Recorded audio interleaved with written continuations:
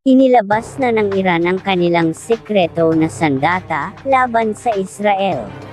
Ang kamamatay na sandata ng Iran ay kaya itong pasabogan ng mga malalakas na fighter jets.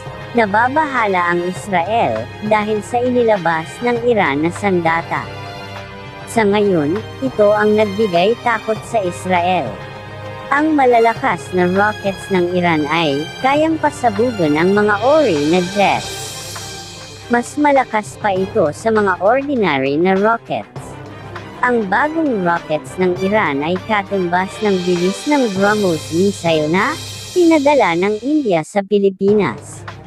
Ang inilabas na rockets ng Iran ay para sa mga malalakas na jets na kayang i-detect anumang ori ng jets, katulad ng F-35, F-16, at kaya din itong pasabogan ang anumang ori ng drone.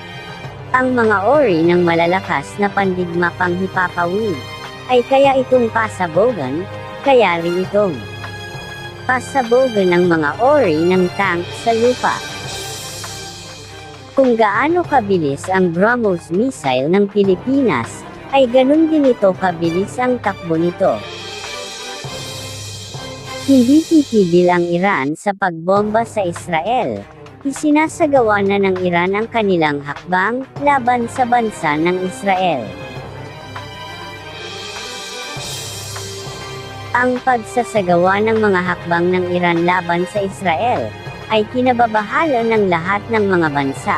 Ito na kaya ang sinasabi nilang World War III. Kung ganun, dapat lang talaga maghanda ang lahat ng mga bansa.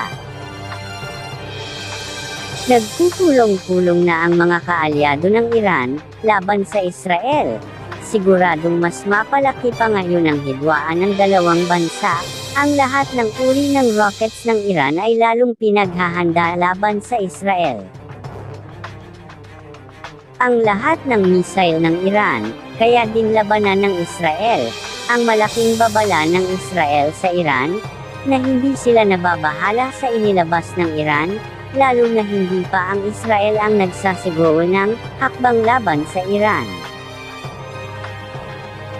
Abangan ang mga bagong hakbang ng Israel laban sa puwersa ng Iran.